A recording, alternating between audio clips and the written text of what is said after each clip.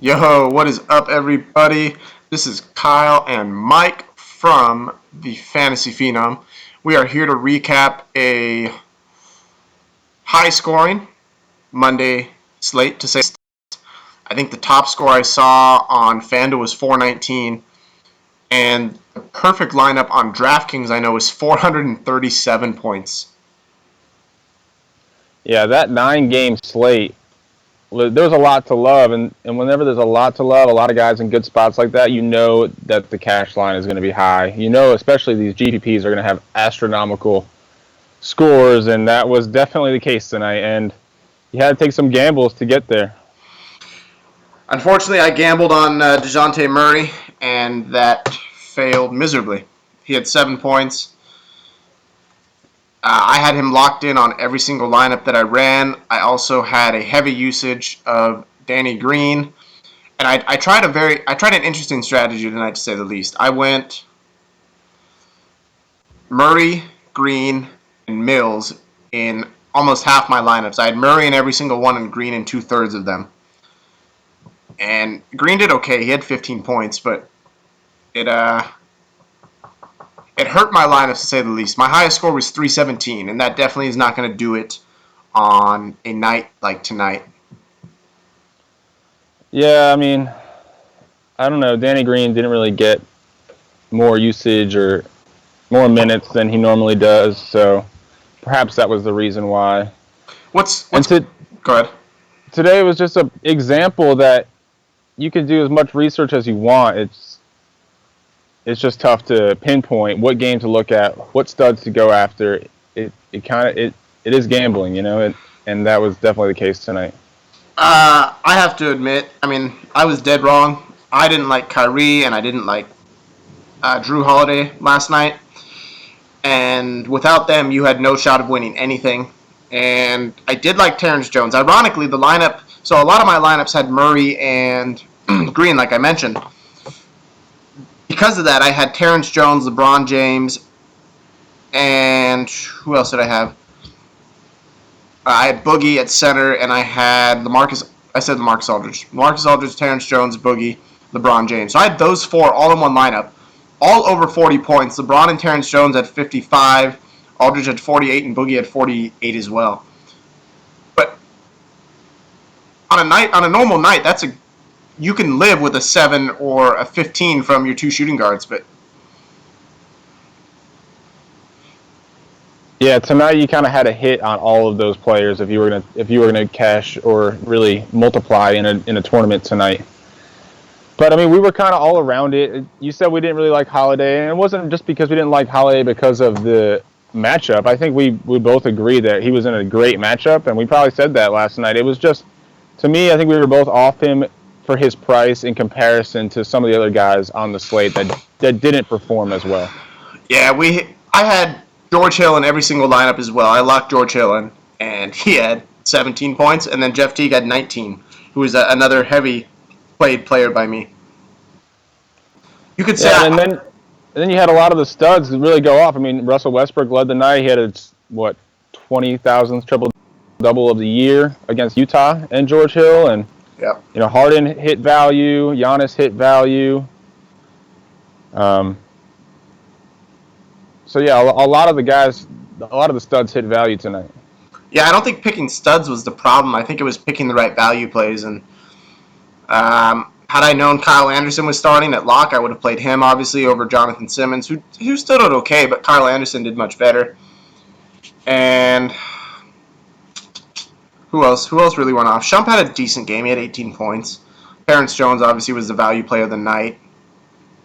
Mm-hmm.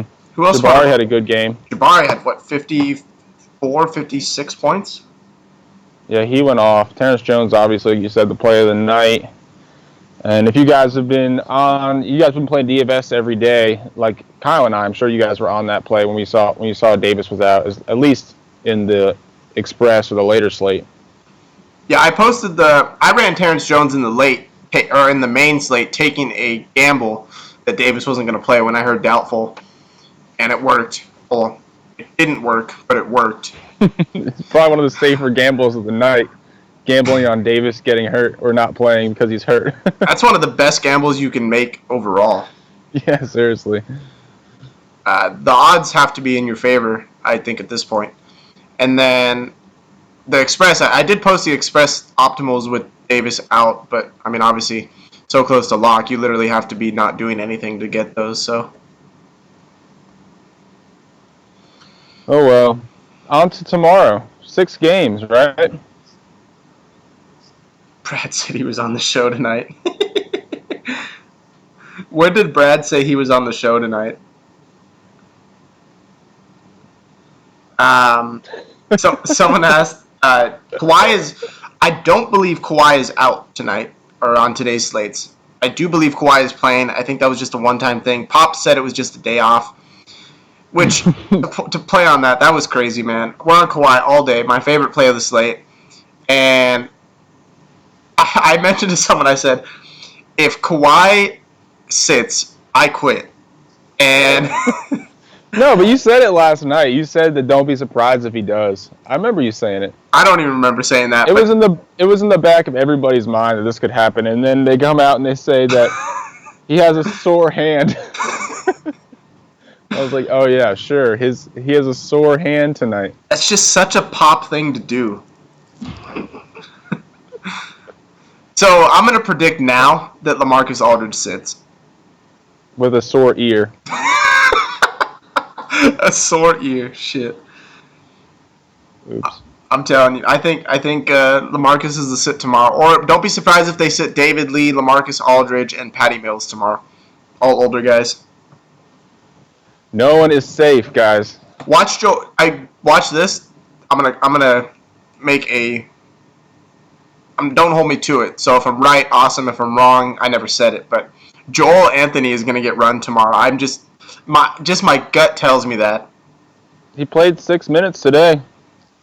Son just tells me he's gonna get like 22 minutes tomorrow, and he'll probably put up like 25 points. Man, I'm just looking forward to the next time we get to play Dion Waiters.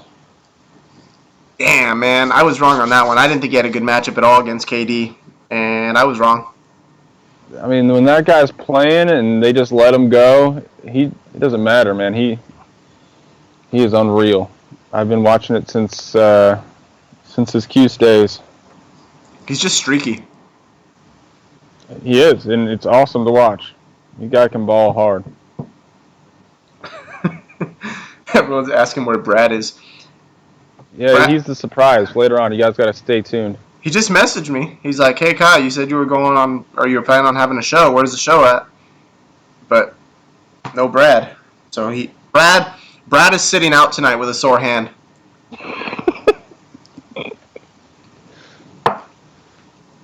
Sore hand. All right. Boston and Washington. There's obviously a narrative here. John Wall, Jay Crowder got into it last game. However, John Wall is priced at 10-7 tomorrow on FanDuel. That's hard to roster for me. They got beef, yeah. So that is really crazy. When you told me that, I couldn't believe it. He's actually only 9,400 on DraftKings, which is a $1,300 price difference. That is kind of game-changing, so I don't think we can really use the same analysis when you're thinking about FanDuel and DraftKings, you know? Might have to make the switch over to DraftKings tomorrow night. If you want to play Wall, you're going to have to. I like Isaiah Thomas, though. It's hard not to like Isaiah Thomas. The dude's going off. I mean, especially without Avery Bradley, this guy is unreal as of late. Did he get the start in the All-Star game? No, he didn't. No, he's not. Kyrie is, I believe. There's that narrative. No, I think it's DeRozan and is it Kyrie? Kyrie's definitely starting over Lowry. Anyway, there's that, and I mean the guy's just having a career year. He's elevated his game to a new level, and he went off last game against these two, and I think he plays a little bit better at home. That doesn't really concern me, though. Yeah, no, I don't think that. Maybe that's just an eye test, too. I don't know how many stats to back that up, but still. Hard to fade Isaiah Thomas in comparison to Wall for the price. He just needs to be in there in the fourth quarter. That's all that Isaiah Thomas needs. Yeah, it's a little bit more of a conversation again on DraftKings when the difference in price is only $100 in comparison to FanDuel when the difference is $1,400. Definitely more of a decision on DraftKings. Okay, Chicago, Orlando. Elfrid Payton's up to 6,700, but he has been balling as of late. Elfrid Payton, over his last, hold on, let me pull it up. What is it, 4 or 5 games? 5 games. He's averaging 33 minutes a game and 39 FanDuel points a game. Yeah, I like the idea of him, especially if DJ Augustine is out or limited, because he's not going to be looking over his shoulder like he has had to do all season long. For some reason, they like to give Augustine extended run off the bench, or even starting in some stretches of the year, and having to look at him and with as the primary playmaker, have shown it.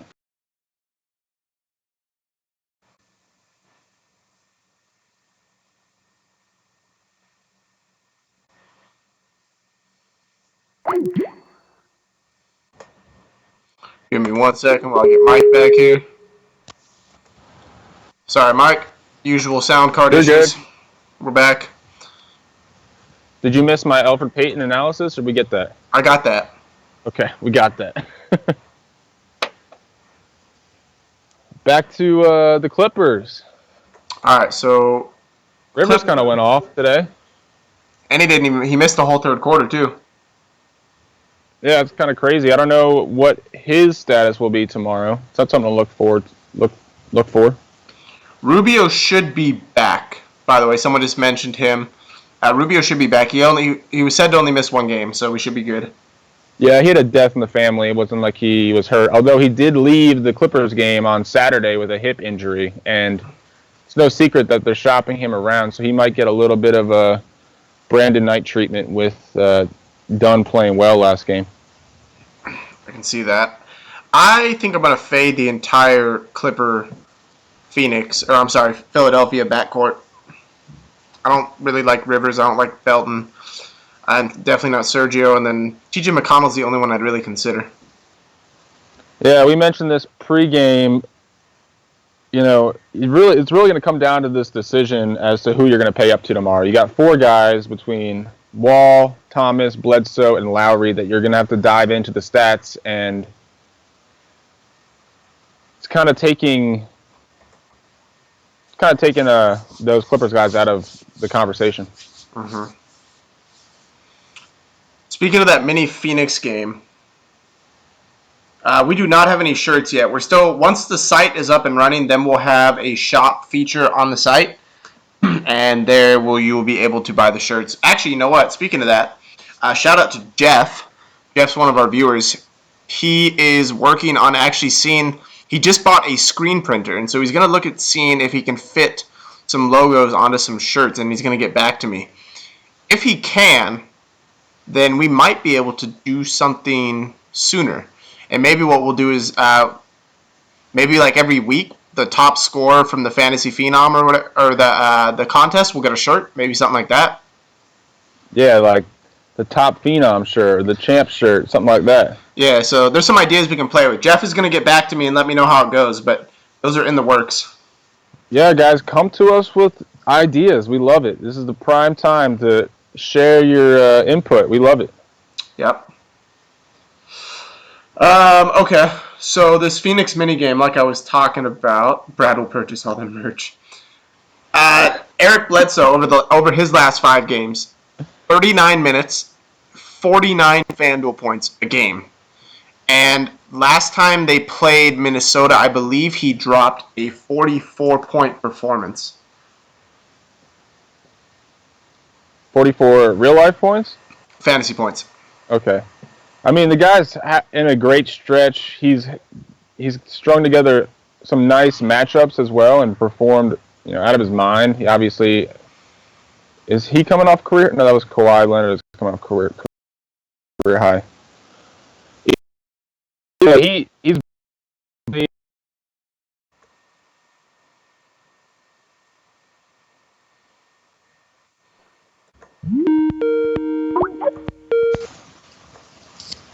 We're good again. I'm back. His So price is up there though. Bledsoe. he's the same price as IT too. So I guess if you had to pick between those two, where are you going? Again, I think there's the four guys you have to pick between. I think you have to pick between Lowry, Bledsoe, Thomas, and Wall. See, to me, I'm not On even. DraftKings, at least. And I could pay for this. I'm not even looking at Lowry tomorrow. I'm not considering him at all. I think if you were to rank the four of them, he comes in fourth place in my book as well. I agree with that. I noticed something earlier. Where was I looking at? Damn it, I can't remember what I was looking at. I noticed a price drop on someone, and I'm trying to remember who it was. Probably whoever's playing Utah. They always like to drop the prices. No, it had a storyline to it. I'm just trying to figure out what it was. If I come across it, I'll let you know. George Hill's another. He's a mid-range point guard that I can consider tomorrow. Bad game. I think he'll be low owned, and I think he'll have a good game against Denver. Matchup's a positive. He's been somewhat consistent until tonight's game. It is a back-to-back. He has been hurt some of the year, so there's that to consider. I think I might like to roster Elfrid Payton a little bit more. That's fair. Than George Hill. I don't know. Something tells me to go with George Hill again tomorrow. I don't know. Jamal Murray is my favorite point guard from this game if Moutier sits, by the way. He'll go up against backups, and if he sees 20 minutes, he will hit value and then some. I think it's thin, man. I don't know if I 100% could go with Murray. I'm not saying lock him in. I'm just saying from that side, that's where I would be rolling with. Right. But when you put him in the pool of value players, I don't know if he'd be like one of the top value guys either. Oh, you know what he'd be in that pool, though, for sure. You know what we missed on is Marcus Smart. We didn't even talk about Marcus Smart. I like Marcus Smart tomorrow. Yeah, I think we both kind of do. His minutes have been in the high 30s without Avery Bradley, and I think he's got a good matchup tomorrow. Yeah. I don't think he played in the last game that these two teams played. I think he was sick. So over his last 3 games, he's getting 33 minutes a game. So yeah, and he's another guy that doesn't really need to put the ball in the bucket to return value. Exactly, his peripherals are solid. So obviously no Avery Bradley. We're not looking there. Brad Beal lit up Boston last time, 45 points. I like him tomorrow, and I think he can do the same thing. Boston defense at the shooting guard position has been terrible without Avery Bradley. Yeah, those numbers don't lie. And obviously there was something missing on that in the perimeter defense for that game. Perhaps that was because Smart was out. I think there's something to look at there, but I think when Beal's on fire shooting the ball, there's nothing that's going to stop him. That's just my opinion. He's a streaky shooter for sure. He had a nice rebound today. I think he was at halftime with 2 points. All he had was a steal or something like. No, I'm sorry. There was like 3 minutes left in the second quarter, and all he had was a steal. No shots or anything, or no makes or anything. And then I think he had halftime with 6 points, something like that. But yeah. Again, so yeah, he came in second half locked in and got you value. So he's one of those guys that if he comes into the game locked in, he's going to get you beyond 5 times value. Are you looking at short slate? So are you looking at Dwayne Wade at all? I think he's the other guy in that price range you got to look at, right? Him and Beal. I would rather go Beal. That's what my gut tells me. I think I like that game better. So of all these 6 games, the point spread's opened, and all the 6 games are within a 3-point spread. So they're all predicted to be close games tomorrow. Mm-hmm. But the Chicago-Orlando game seems to me like it's going to be a lower point total, obviously, than the Boston-Washington game. However, the Chicago point guard position, no one is really getting significant minutes.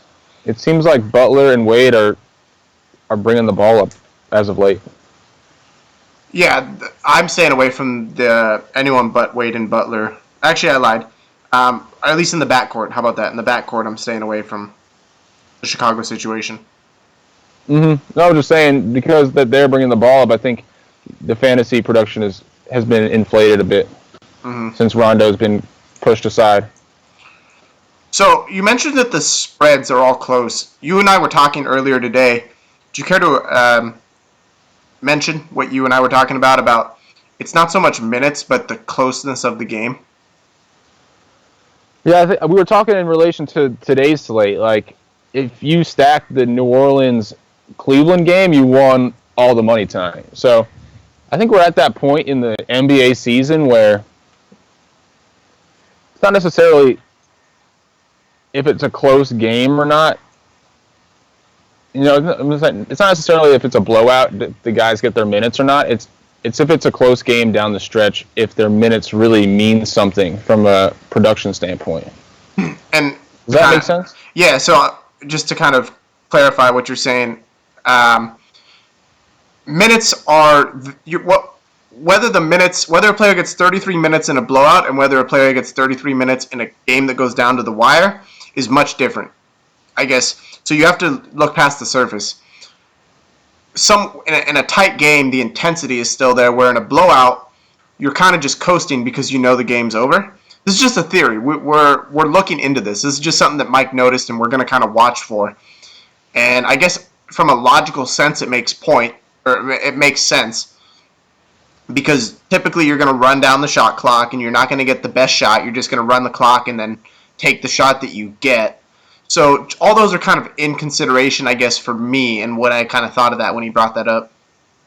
Yeah, and I think it's more for a perspective of studs. And I used the Russell Westbrook example today. Like, he's going to get his minutes regardless against Utah if it was a 10-point game or a 2-point game. But because it was a 2-point game for the majority of the fourth quarter, he had 14 real-life points and hit the triple-double mark, whereas if it wasn't a 2-point game and it was a 10-point game, he probably still plays the same amount of minutes, but I don't see that he gets to 75 DraftKings points like he did tonight.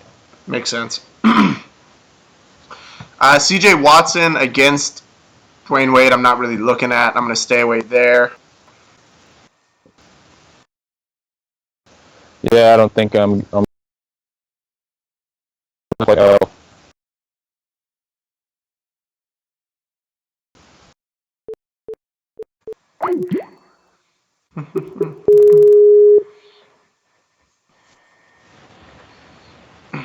One of these days, I'll learn what causes this from Skype's end. I hate this part about Skype. I hate this part.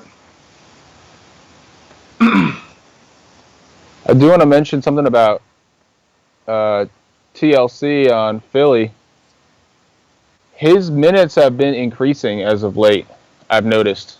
Not to a point where he can come into consideration as far as a fantasy play, but if you look at who's in front of him with Stauskas and Henderson, I think it's something to look forward to, especially as Simmons comes back, perhaps they get some extra run together on a second team. Over the last 5, he's averaged 19 minutes a game. Yeah, his minutes are trending up. He doesn't really have anybody that's awesome that's standing in his way, and I think that, like I said, when Simmons comes back, they could be a cool duo to watch. Yeah, definitely something to look forward to. TLC is Timothy, whatever. Lawalu Cabaret. Yeah, there you go. I love Devin Booker tomorrow night. I know he's at home and he does better on the road, but I like Devin Booker against Zach LaVine. Zach LaVine is in play, but I like Wiggins more. And one thing I've learned is both guys don't go off. And I just don't think Zach LaVine has enough role in the offense right now with Karl Anthony Towns doing his thing and Wiggins. Yeah, I think they both have kind of lost out to Cat as of late.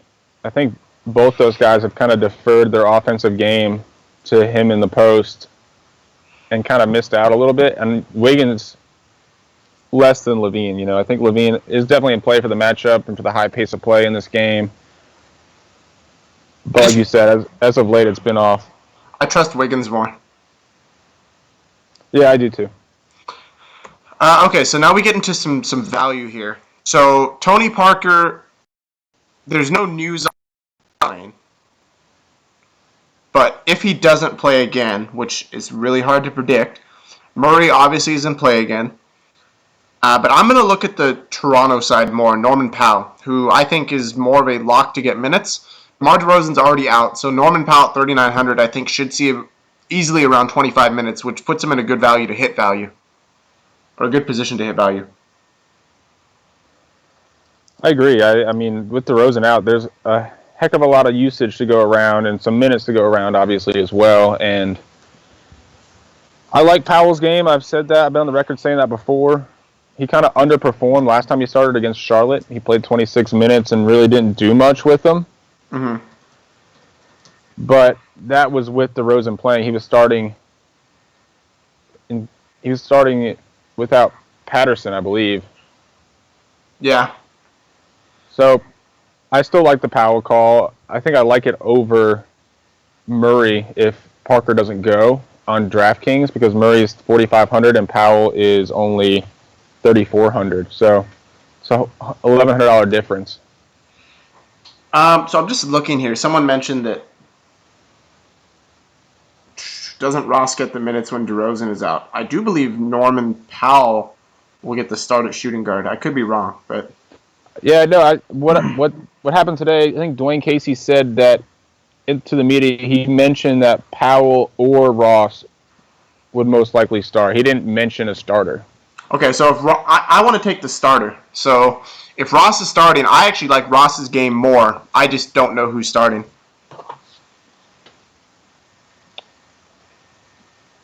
I think so. Ross is 4,200 as opposed to Norman at 3,400. I think they both get a little bit extra run, but we've seen what Ross can do with 26 to 30 minutes already. So that to me, that's more of a safe play. We know what he can do with those minutes, and so you're betting on what he averages for those 28 minutes. Whereas Powell, it's more of an unknown. You're more betting on what he could possibly do with those minutes, given the time. So I just wanted to touch on something real quick. I just looked up Devin Booker, his history. I was looking at matchups, and that's what kind of made me like him. In his last 4 games against the Minnesota Timberwolves in the year 2016, so that includes last season, 11 points in 27 minutes, 22 points in 42 minutes, 39 points in 43. That was a really good game. And then 18 points in 33 minutes the last time they played. And he's been playing well as of late, too. Oh, I'm sorry, 5 games. He also had 25 points in 28 minutes last time. I don't know. Does that concern you at all? I don't think so. I don't think you can really look at someone who's up and coming like Booker. You know, he's a young guy that is playing the best ball of his career. So as he plays more games in this league, I think he develops more, and I think he kind of puts those stats behind him a bit. I don't know. I like kind of where he's at. So, I agree, and I think I like him better than who else is in that price range? Beal and Wade. Out of those 3, who do you like the best? I'm going Beal for sure, but I like Booker as well. So Beal, Booker, then Wade? Yeah. I mean, Devin Booker over his last 5, 39 minutes a game and 32 Fan Duel points a game. So yeah, he's definitely getting extra run. He's a primary option on this team over Warren, obviously. Warren's kind of fallen out of the rotation.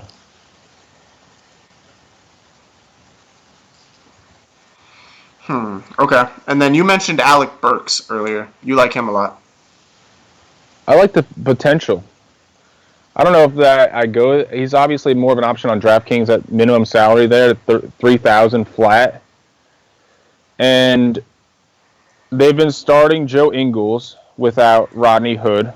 Mm-hmm. But Burks is their future. They really like him. They've developed him. He's been up and down of late. And then today, in a tough matchup with Oladipo, he ended up playing more minutes than Ingles. So, I mean, it is a back-to-back. Perhaps they split the time again, and if they split the time again, I'd much rather go Burks at 3,000 than Ingles at 4,900, you know? He's 4,900 on DraftKings? Yep, and against Denver shooting guards, obviously it's a place we like to go to often. Yeah.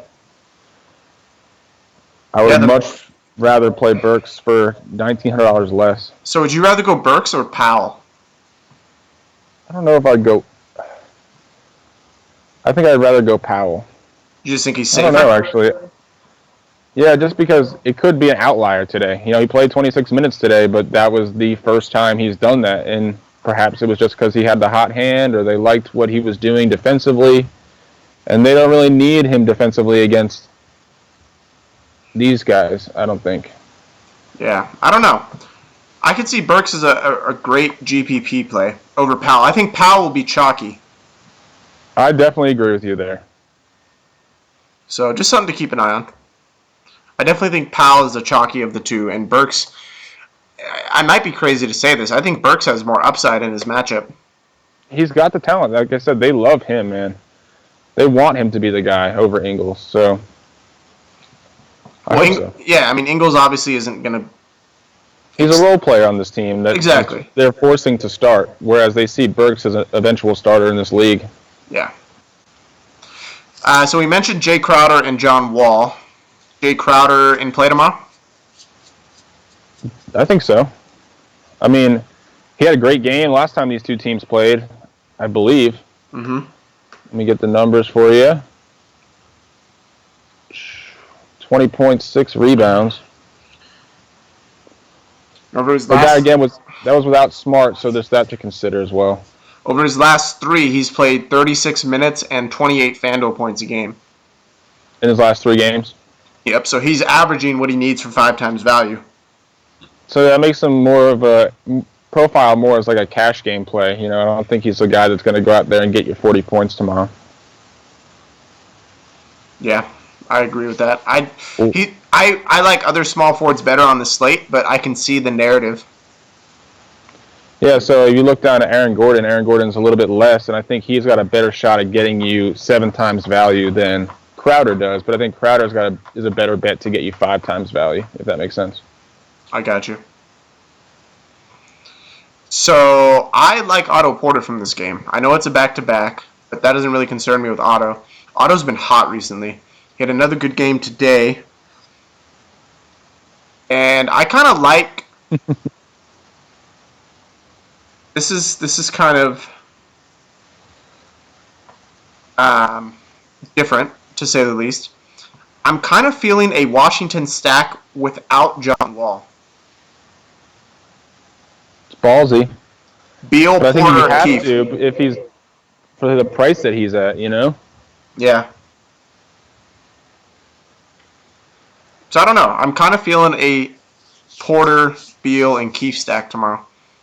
It's doable too. They're all mid-range price. So, Jimmy. I mean, if you had to rank those 3 plays, so for people that don't want to stack that team, if you had to pick one guy to go off out of those 3, Beal. who would it be?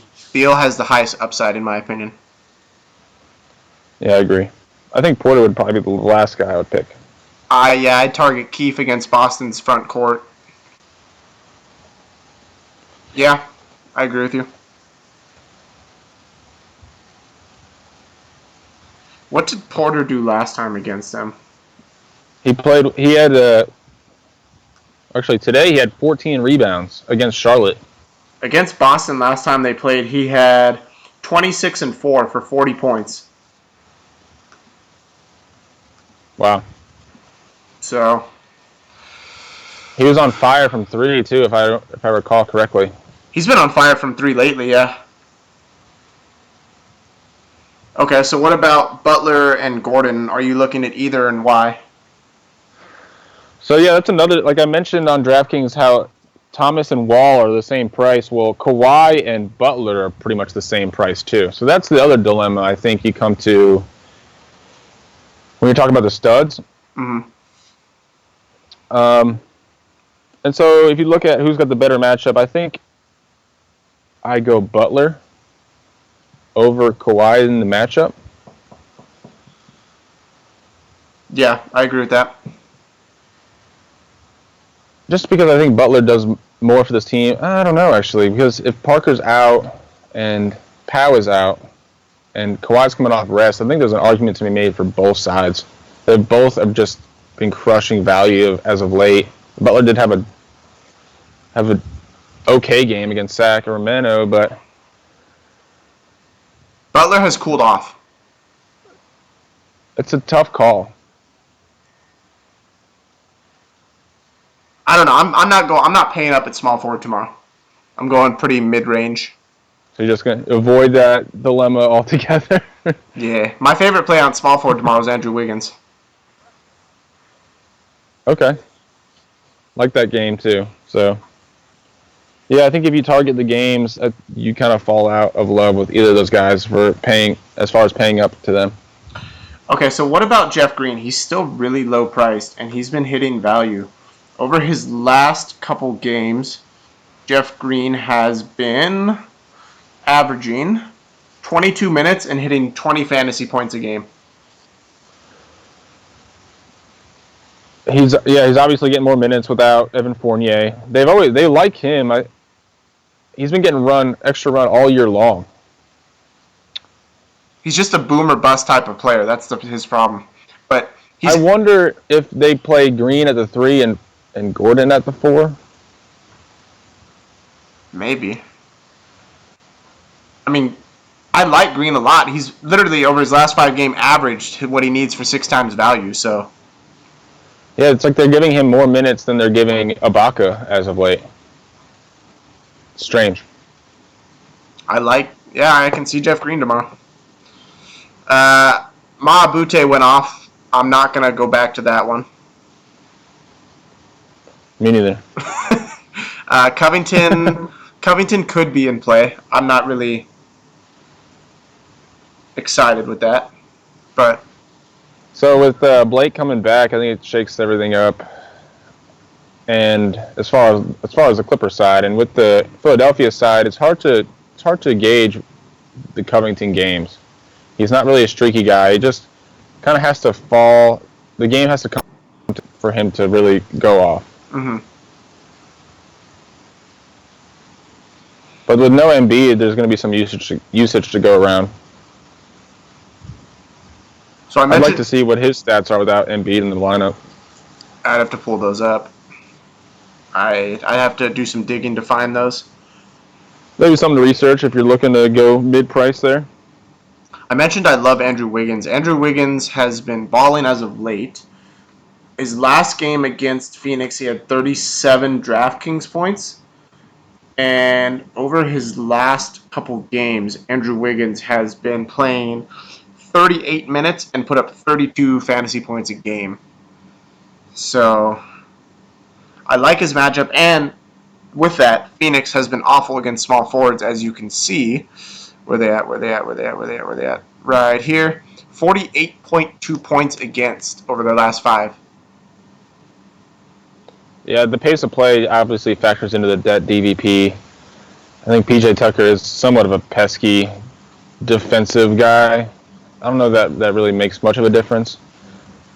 But like you said, Wiggins really hasn't went off. He's gotten to where he needs to get. He's been safe recently.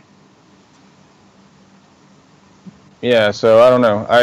The only way he really goes off, I think, is if Towns gets in foul trouble and they need him to provide an extra boost on offense. I just think it's clear that Wiggins is the second option on that team behind Towns. Oh, yeah. And so I can get behind that at 7,100, especially in a good matchup. He's the only guy that can create his own shot in isolation. I think Levine kind of needs to more of a catch and shoot, flash or catch and shoot, or play off of somebody else. Where I think Wiggins and Towns are the two guys that can create their own shot. Okay, looking at San Antonio, Toronto. We mentioned Terrence Ross already. DeMar Carroll's a hard fade for me. No, yeah, I'm not on him either. Price is 4,300. 4,300. I don't even have his price here. Yeah, I'm not feeling that at all. And then Kawhi, as you mentioned, is in a good spot, but he's pricey, 10-1. Ooh, yeah, that's expensive. So yeah, him and John Wall are much more expensive on FanDuel. It kind of takes the dilemma out of it, though. It's Yeah. much more difficult on DraftKings to decide. I like Kawhi though. The guy's on fire as of late, and unless this like sore hand is a real deal problem. I don't see that being an issue. Yeah, me Even neither. even Pop just said it was a day of rest.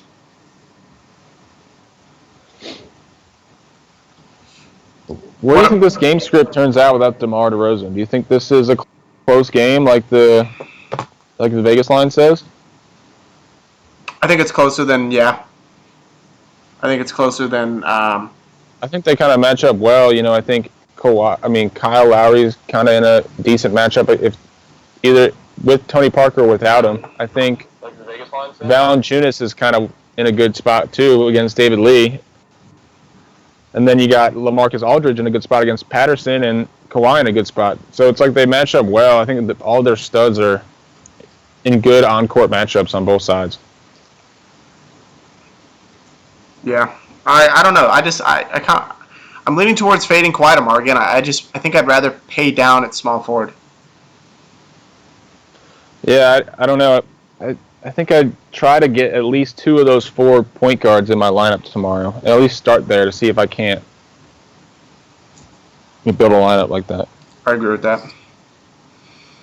Wilson Chandler, his price has dropped again to 5,400. He's averaging on the season higher than what he needs for 5 times value. Do you like that at all against, one, he's coming off the bench, and 2, it'll be power forwards, I believe, or at the very least, the backup small forwards. Yeah, I kind of do like that price, honestly. He had a good game last time out. I think, was that his first game back? Wilson Chandler, second game back, I believe. Let me check right now. I think he's a pretty efficient offensive player. Second game back, yeah. It is Utah, so that's probably part of the reason why his price is where it's at. He had 34 minutes last time.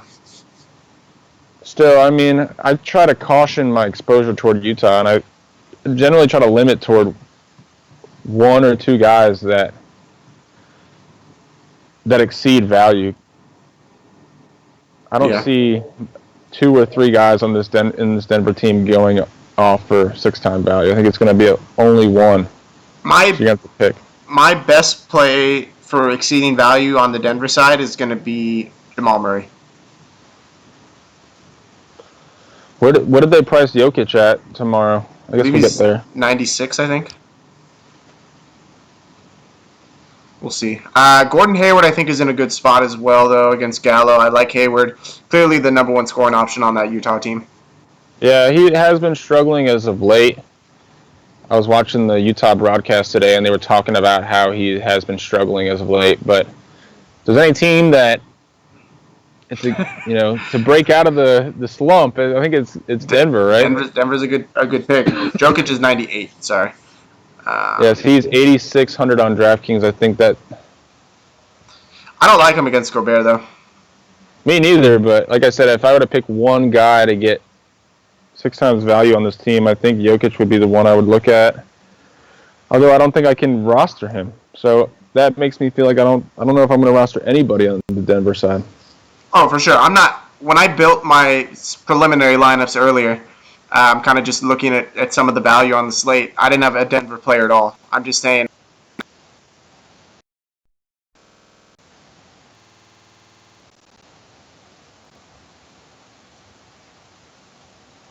Yeah, I think it's easy fade that game on the 6-game slate. Thought we were about to lose you for a second. Okay, looking at the power forwards. Markieff Morris, obviously, one of my plays tomorrow. I locked him in. I think he's in a great matchup going up against Boston. Yeah, he has been playing really well as of late too. Kind of coming into his own on this team, especially with Gortat seeing limited minutes. I think he's seeing more more defensive numbers. In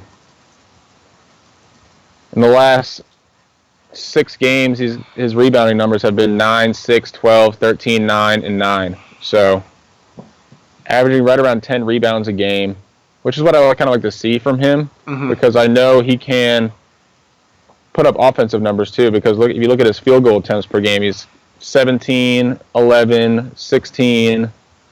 So he's involved offensively, and if he's getting close to 10 rebounds a game as well, and you're going up against Boston, who gives up inflated rebounding numbers, I think he's a solid play in both cash and tournaments tomorrow. Yeah, I like Keith a lot at 6,400. Another guy I'm really high on is Taj Gibson, and he returned a lot in some of the preliminary optimals I ran. And he seems too cheap. Yeah, he's 47. He's been getting his minutes, and anytime I see a player return that heavy, right? Like I like to use the optimals as a tool, and it's exactly what I tell you guys when I send the sheets out. Use it as a tool because I like to look and see what player is returning really often. And Taj Gibson and Al Horford were those players tonight. And so I was looking. Taj Gibson over his last 5 is averaging 28 minutes a game. And I think at 4,700, 28 minutes is definitely doable. Like that's something. And then I looked historically against the Magic. He's done pretty well. I think he put up a 34-point game last time they played.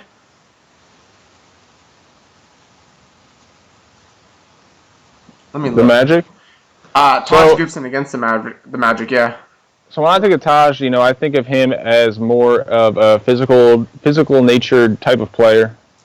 He kind of lets the offense come to him, and it gets the extra run for his team, logically speaking, whenever there are more physical guys to go up against. And I think that's the case tonight with Ibaka and Vucevic and Biyombo. I think they're going to need his size and physicality in this game. And then you kind of bring into consideration what I said earlier about the backcourt and how the point guards haven't really been seeing extended run. The 6th man off this team has been more big men. So I like to consider that as well with Mirotic. He's the primary candidate to cut into his minutes. Yeah. So I like to look at what he's been doing as of late when I look at Taj as well. And I think, although he's getting 20 minutes or so, I don't think it really projects as a Mirotic kind of game. I don't know. It's just something, when I saw Taj returning and I dug into the numbers, it's something I can get behind. I think he's a good play tomorrow for value at 4,700. Yeah, like I said, I think I'll see the court a lot tomorrow. What do you think about Serge against Chicago? It's kind of hard to trust this front court in Orlando. I don't know what Frank Vogel is really doing. I don't think Frank Vogel knows what he's doing. Serge over his last 5 has played 26 minutes a game. And it's probably fluctuated between 20 and 30 and 25. Yeah, so no one's really... The only person that gets consistent minutes on this Magic team are Elf and Aaron Gordon.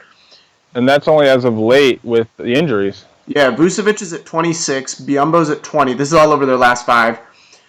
Serge is at 26. Jeff Green's at 22. So, yeah, I agree with you. I don't know who to play out of that front court. It seems like they just really like Biyombo, and they're trying to find any excuse to get him in the game. Which is silly because they went out and spent a bunch of money on Ibaka and Biyombo. It's like they just want to push Vucevic out of this. They're trying their best to push Vucevic out of this front court. I like Vuce, though. I like his game. Yeah, so do I. I think they need him on offense because they don't really have anybody in the backcourt that can create their own shot.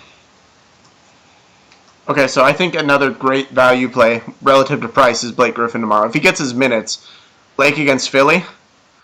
And here's the reason I think Blake will get his minutes. Purely speculation.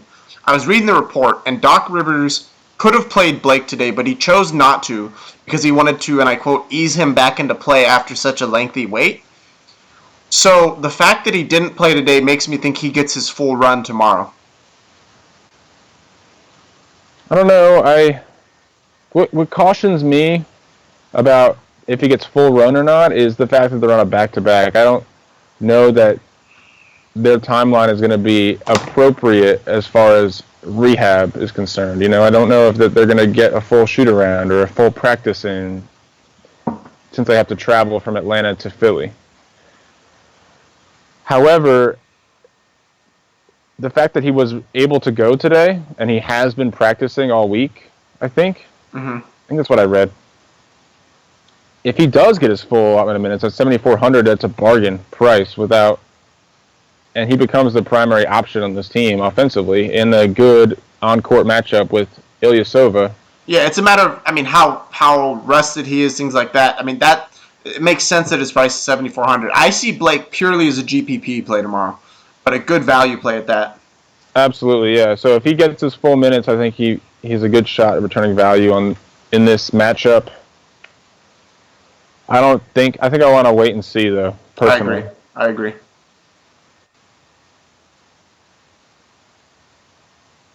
Jeffrey says, I'm going sleepers. Don't follow my picks. I'm tired of getting chalk, so my NBA lineup's going to be terrible but different.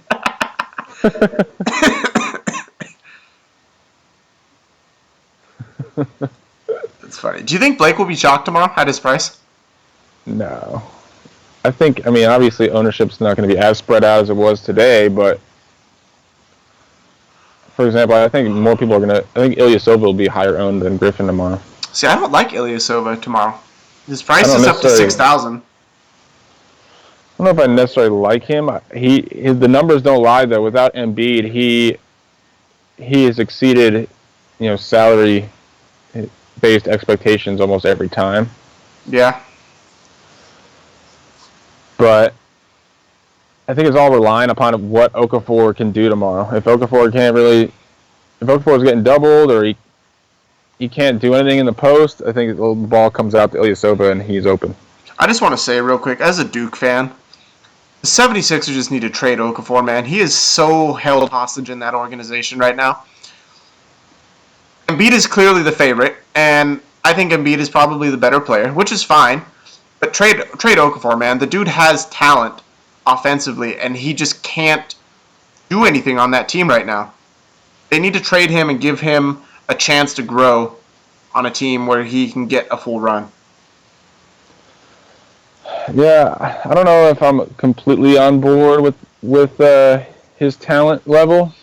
I think he's honestly, he projects more of a better defensive player, honestly, than on offense. I think he would really benefit going to a contending type team and playing off the bench and being like a cog in the center when they need to stop, I think Okafor can start on a team. I don't know. He had his chance with the Sixers last year. He was a rookie though, and he didn't get a chance to develop. I don't know. I think he have a better shot at developing with a contending team, and I don't know. Okay, so what do you think about this? Someone just mentioned Okafor to Boston with Boogie locked up. Horford could slide back to the 4, and that would shoot Amir Johnson out, which I think makes that lineup a lot better because Horford can easily play the stretch 4, which is definitely, you can't have two big guys with Okafor down there. That's why Okafor and Embiid didn't work. But I think you can definitely run Horford at the 4. It's interesting for sure.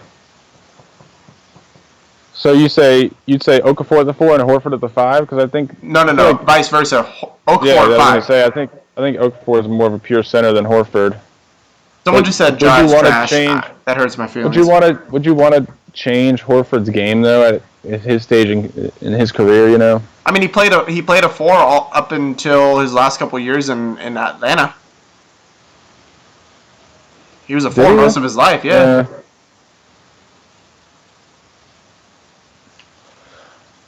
I wouldn't be opposed to the move, and I think we can get Ja for cheap. They definitely want to get rid of him, that's for sure. They should. Give him to Boston. I'll take him. Maybe they'll give away that Nets first-round pick. They're not giving away a first-round pick for Okafor. I don't think he's... the Sixers might try and get it, but the Sixers they're going to be in a spot. They're going to get Ben Simmons back. Then they have Noel, Simmons, Okafor, and Embiid. There's not enough minutes for all those guys. No, Okafor is obviously the odd man out. That's for sure. So, even Noel, in my opinion, Noel has... he hasn't really flashed his true potential with how injured he's been, but I think he's capable of starting on someone's team. Yeah, he needs a little bit more time, I think, to develop, and I know they like him off the bench. They like what he can do defensively, so I don't think he's really going anywhere, honestly. Okay. Gorgie Dang against Phoenix. Yes, no? Yes, no, maybe. On-court matchup is an obvious plus between Marquise Chris and PJ Tucker and I don't know, Alex Len maybe. I don't see who else. I don't know who they put on him, I think he's a mismatch right there. Okay, go the opposite. Alex Len at 3,500. Are you looking at that? Oh no! I know he got some extra run last game. Oh no! Against Toronto. For some reason they played him and Chandler together. I don't think that happens again. If LaMarcus Aldridge doesn't sit, he has a good matchup. I like him. David Lee, like I said, don't be surprised if LaMarcus Aldridge and David Lee sit tomorrow because that's just a pop thing to do. They're both older, and Kawhi's back, so... I really like LaMarcus Aldridge's matchup if he plays. I do as well. I will say that. I love his matchup. The Nets had to adjust to him. Booker really didn't play much in this game. Trevor Booker, didn't play much in this game tonight or last night because they had to put Hamilton on Aldridge because it was a mismatch. And I think that happens again tomorrow with Patterson. I think they're going to have to play some baby just to put a body on him. I agree. And then Jokic is the only other guy on this slate from power forward that I'm looking at. I'm not looking at favors. But you would pay for Jokic tomorrow. Yes? No? No, I think he's only center. He's a center. He's only a center on DraftKings, and although the price is nice for Jokic at 8,600, I'm almost guaranteed playing Karl-Anthony Towns tomorrow, so I can't pay for both. Oh, you know what, Jared? Good call, Jeff. Jared Sellinger without DeRozan out. Do you think he gets increased run? No, they need him down the stretch. If they're smart, they keep him on whatever minutes he's on, and they continue to get his feet under him and build up his stamina. And they're only 3 games back of Cleveland right now. Okay, so let me ask you this: they really need him if they're not going to make a trade for a power forward. Being smart and doing something are completely different. Do you think he gets increased run? No, I don't. He's played 3 games since he's been back, and he hasn't seen 15 minutes. He has shown willingness, and he's looked great while he's been out there, and it's all been a big plus for Toronto as a whole. Mm-hmm. And I'm excited for them.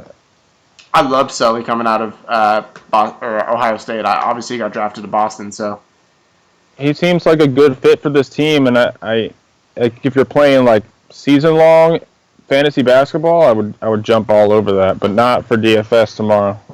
Okay. So I mentioned the other guy that was coming back a lot in optimals, and I think he's going to be really low owned. Is Al Horford. You have Karl-Anthony Towns, and you have Gobert tomorrow. Both in good matchups. I think Horford's going to get slept on. And he returned a lot in the optimals. And sorry, I'm just responding to a comment. Someone just asked if we have a Twitter. Yeah, it's at the top right there. Twitter, fantasy __phenom right there. Horford, last time they played, had, what did I say, 37 FanDuel points?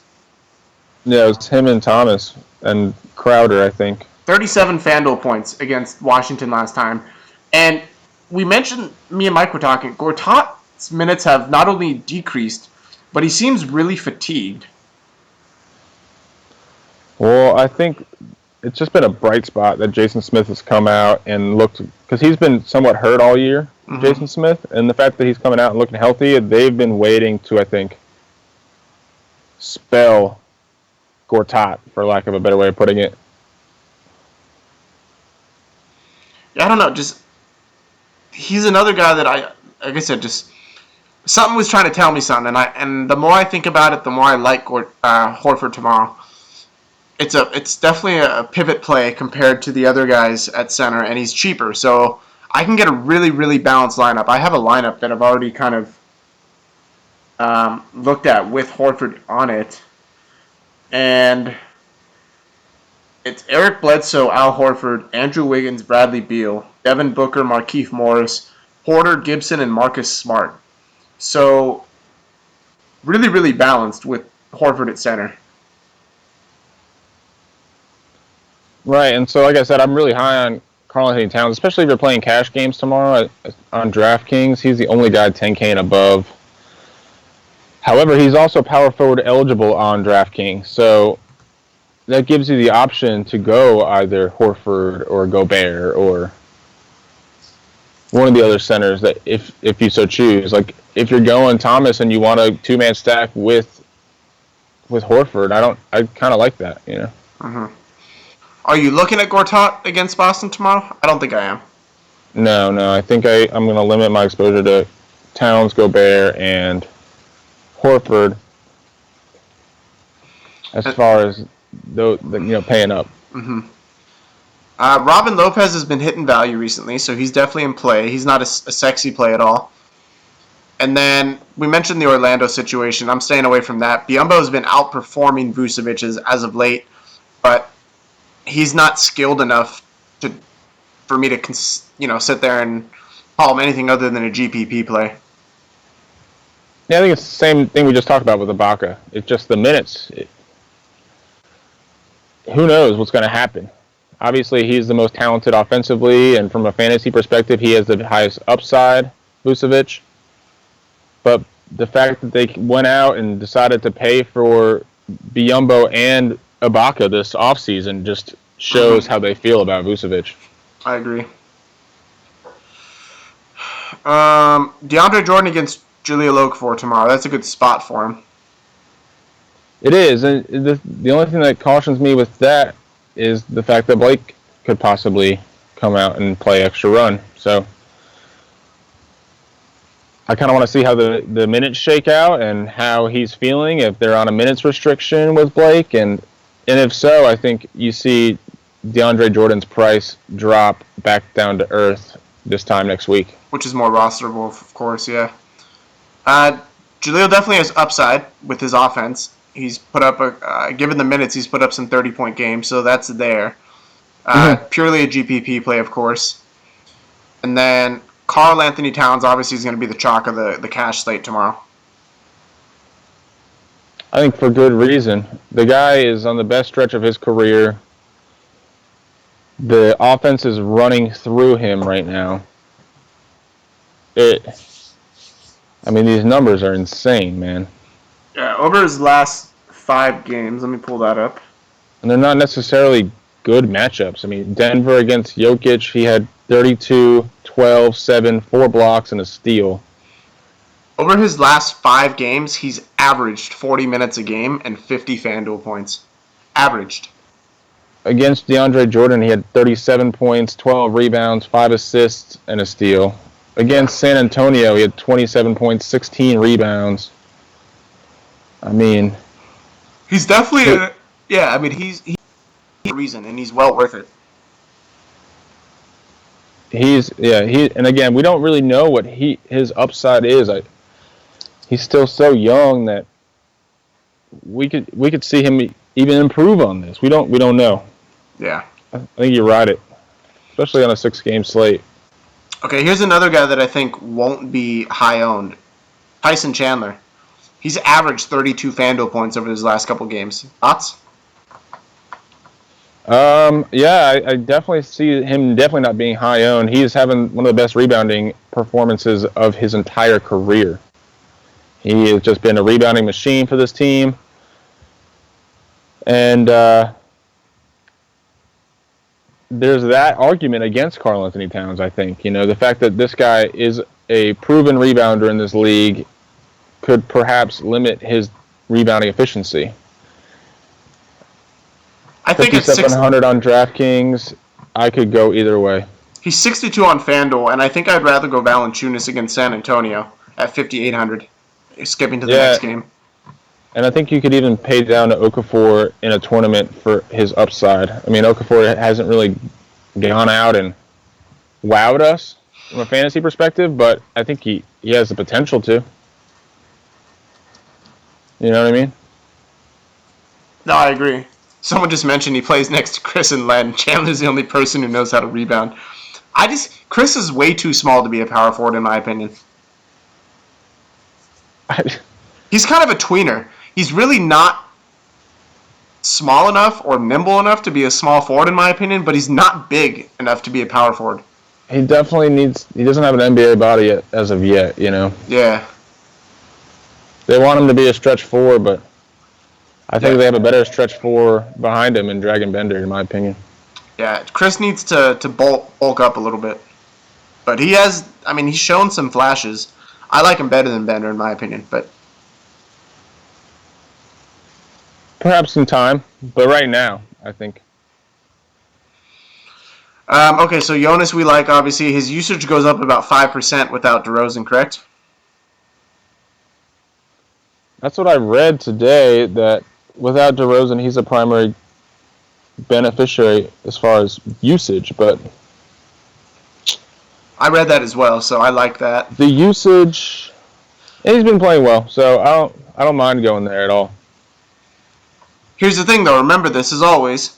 Usage is what's the word for it? Not tricky, but usage doesn't show everything. Usage is the result of three things, remember. It's either a turnover, a made shot, or a missed shot and rebound. So only one of those is good, and that's a made shot. A missed shot does nothing for fantasy, and a turnover hurts you. So usage doesn't always imply good things. It just means that they are the result. They're responsible for more possessions ending. Whether that's good or bad,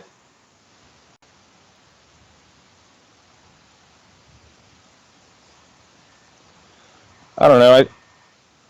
I think JV Lowry two-man stack has potential and will go kind of under the radar. I'm just not high on Lowry tomorrow. I don't know why. He hasn't done anything that's wowed me recently. He just hasn't hit value. I think Lowry without DeRozan it definitely warrants consideration to me. Yeah. But he, again, like I said at the top, between him, Wall, Thomas, and Bledsoe, all around pretty much the same price. I don't see how I think he's the last guy you go to.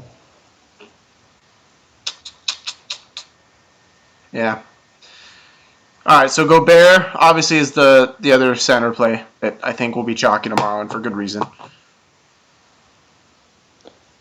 I don't know. I think on FanDuel, if you're playing cash, I think everybody's going to be under-owned in comparison to Karl Anthony Towns at center. The fact that he's power forward eligible on DraftKings is going to spread out ownership a lot. And the fact that a lot of these prices are a lot less on DraftKings too. You know, we're talking John Wall and even Horford. It's a lot less. I can lineup, like I said, relative to one lineup I did make that I liked, and this had Tony Parker in it. Again, it's completely contingent on Parker playing. Is I paid up for Gobert instead of Horford, and then I paid down from Smart to Parker. So that's the two lineups I'm going to look at probably until lock tomorrow. So those are my preliminary. preliminary lineups. Tell me what they are. Yeah, what did you say the lineups were? So the lineup has the same 7. It just changes between the center and point guard. So Bledsoe, the first one's Bledsoe and Smart, Beal and Booker, Porter and Wiggins, Taj Gibson and Markieff Morris, and then Horford at center. With Gobert, I obviously get rid of Horford and then get rid of Smart and pay down to Parker. So it's completely dependent, like I said, on Parker playing. What's going to happen? Now, we didn't talk anything about Ginobili, but he also is questionable. I doubt he plays tomorrow. And we saw that Patty Mills is a playmaker. At least I watched today. And even with Tony Parker out and Murray starting, he's played 22 minutes each of these 2 games. It's not like he's been like starting and playing 30-plus minutes. Yeah. So I kind of like Patty Mills more than Murray tomorrow, especially on DraftKings for the price difference. And if Parker and Ginobili don't play? Right, if they're both out. Okay. Where did you see Parker isn't supposed to play? Because I haven't seen that. I saw that he was out for the last 2 games, which he was, but I haven't seen any news on him not playing. Are you talking today. to me? No, someone user commented, JC. Yeah, because I saw the same thing as you. So, well, those are our picks, guys. Thank you for tuning in on such a late show. I know it's 4 o'clock where you are, Mike. It is a late show, that's for sure, but I'm powering through.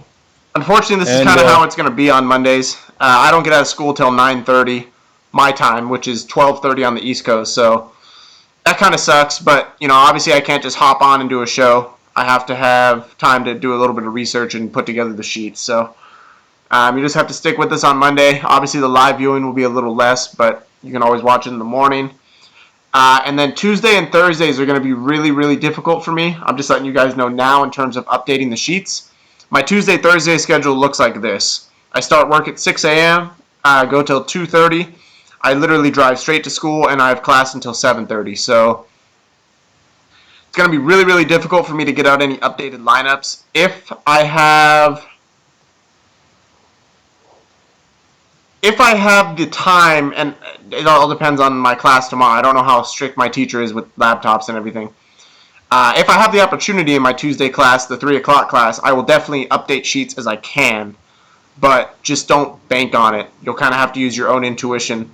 And I do now have a formula that allows me to give out every single player that's worth playing tomorrow. If I miss a player or two, I'm sorry. I try not to, but I'm not going to include guys that literally play a minute a game. So that just takes up the, clutters the page. But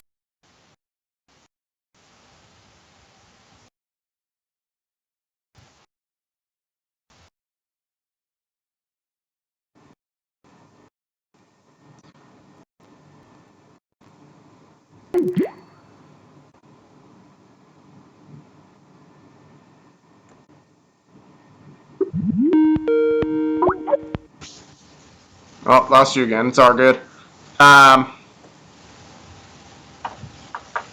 You there? Yep, we're good. So, as always, if you guys enjoyed the show, again, sorry about the Skype issues. I'm out of options for Skype. It's just a shitty product. So I can promise you I will never endorse Skype. It's just shit. But, as always, if you enjoyed the video besides the Skype malfunctions, give it a thumbs up. We appreciate it. It helps. If you haven't already subbed to the channel, we go live almost every night as much as we can. The Twitter is where you'll find any updates, things like that. That's at the top. The Facebook business page, Mike goes live there as often as he can before lock to give you guys any last-minute injury news and question and answer. The Facebook discussion group is huge. Make sure you are in that. A lot of good heads in there. Again, so that's the place to be. And then, as always, the email and PayPal. If you want the sheets that we send out, you have a couple days left to get on them before you will pay a new price for them. So right now they're free until the end of February or until the end of January. If you are on the list of sheet members as of January 31st, you will be eligible for the $2.50 a month option for them if you would like to continue receiving them.